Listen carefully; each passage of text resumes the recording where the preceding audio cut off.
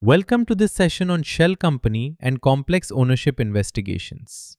This is one of the most challenging areas in financial crime compliance and one of the most important. By the end of this training, you will understand how to identify shell structures, recognize their red flags, and build a defensible evidence case when you encounter them.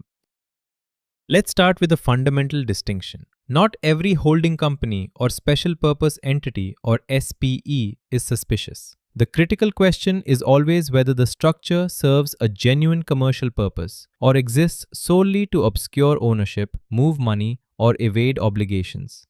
A shell company typically has no employees, no physical presence, and no discernible business activity, yet it processes high transaction volumes. Compare that with a legitimate entity that has real staff, a genuine address, disclosed owners, audited accounts, and a clear business purpose. Your job is to tell the difference. Now let's look at 4 structural red flags that should trigger deeper investigation. First, nominee directors and shareholders. These are individuals who legally hold a position but exercise no real control. The true beneficial owners remain hidden behind nominees, often professionals based in low-regulation jurisdictions. Second, opaque ownership chains. Layered holding structures spanning multiple jurisdictions are designed to exhaust your investigative resources. Each additional layer adds cost and delay to tracing the ultimate beneficial owner, or UBO.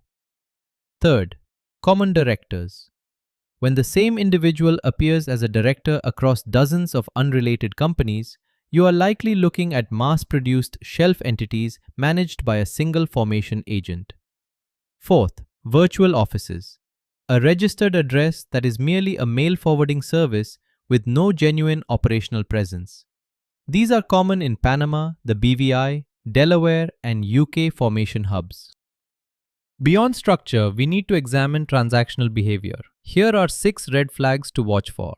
A recently formed entity, incorporated just weeks before a significant transaction, suggests it was purpose-built to receive funds. Circular payments, money flowing from A to B to C and back to A, create the illusion of commercial activity while funds return to their origin. This is a classic layering technique. An inactive company with sudden large flows is another warning sign. Years of dormancy followed by an abrupt surge in volume may indicate the dormant history itself is the credential, creating apparent legitimacy for future use. Business purpose mismatch occurs when transactions bear no relationship to the stated industry code or declared activity. For example, a technology consulting firm receiving bulk cash from a construction company. Unexplained intercompany transfers. Funds moving between related entities without supporting contracts, services rendered, or loan documentation demand scrutiny. And finally, inconsistent counterparties. Payments to or from entities in unrelated industries, sanctioned jurisdictions, or high-risk geographies with no plausible commercial rationale. Effective shell company investigations combine multiple independent data sources. No single source is sufficient. You need convergence of evidence across layers to reveal hidden control and illicit purpose.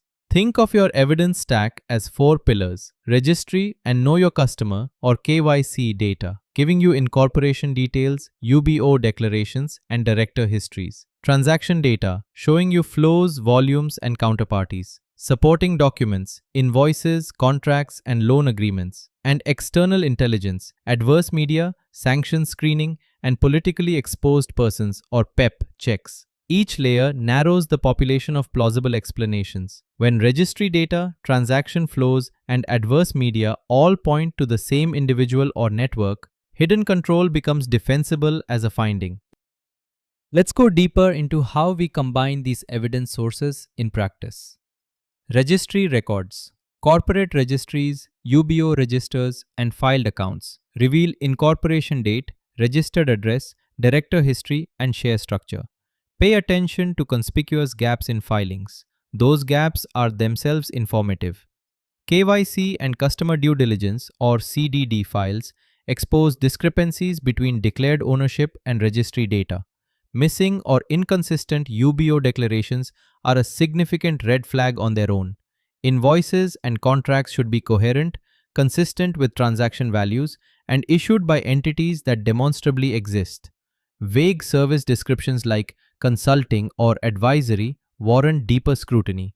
Finally, adverse media and open source intelligence, or OSINT, news archives, court filings, regulatory actions, surface connections to known bad actors, prior fraud schemes, or politically exposed persons. Let's bring this together with a composite case study: the Silvergate trading network. A mid-sized bank flags unusual intercompany flows across 6 entities. Initial KYC shows no common directors, but registry deep dives reveal a shared nominee agent and a single ultimate beneficial owner controlling all 6 companies through BVI and Cyprus intermediaries. Look at the structure. At the center sits an unnamed individual, the UBO and central controller. Surrounding this person are 6 entities: Silvergate Trading Limited in the UK, Palomar Services in Panama, Atlas Consulting BV in the Netherlands, Crestline Finance Limited in Cyprus, North Wales Services in Panama, and Palomar Finance Limited in Cyprus. Nominee directors mask the central controller across all of them. The network processed $42 million across 18 months. No entity employed staff. Invoices referenced generic management services.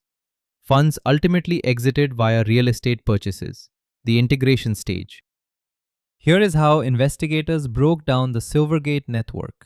First, they identified a common nominee agent. All 6 companies used the same Cypriot formation firm, discovered by cross-referencing registered agent filings across jurisdictions. Second, circular flow was confirmed. Transaction monitoring showed funds looping from the UK to the BVI to Cyprus to Panama and back to the UK, with no net commercial output.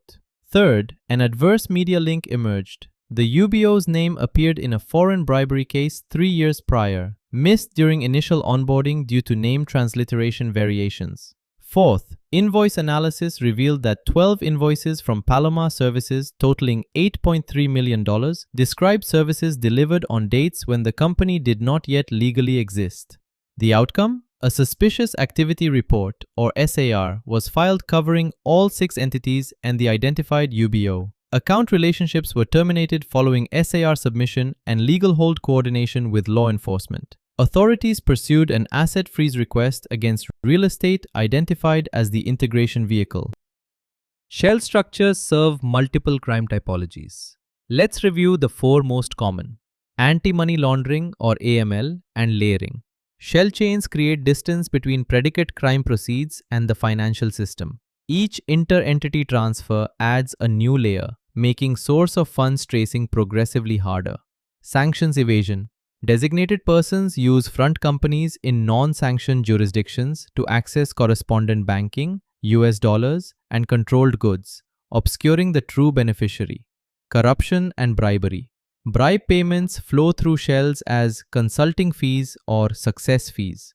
The shell insulates the PEP and the payer from direct connection, creating plausible deniability. Tax crime. Profit shifting through intercompany loans, royalty payments, and management fee arrangements moves taxable income to zero-tax jurisdictions, eroding the tax base in high-tax countries. Let's close with the investigative principles you should carry forward from this session. Principle 1. Structure alone is not evidence. Holding companies and SPEs are legitimate. Purpose, transparency, and commercial rationale determine whether a structure is suspicious, not complexity itself. Principle 2. Converge your evidence. Registry records, KYC, transaction data, invoices, and adverse media must all be triangulated. A single anomaly is a hypothesis. Convergence across sources is a finding. Principle 3. Follow the beneficial owner. Nominee arrangements are designed to exhaust you. Pursue the UBO through every layer. Common agents, shared addresses, and adverse media connections are your shortcuts. Remember the investigator's maxim: complexity is not sophistication, it is concealment. The more layers a structure has with no commercial rationale, the stronger the inference of illicit purpose. Document everything: your analytical trail, every registry query, every name match, every discrepancy is the evidence package for law enforcement, regulators, and courts. And expect obfuscation by design. Gaps in records, transliterated names, And missing filings are not oversights, they are features. Treat the absence of information as data in itself.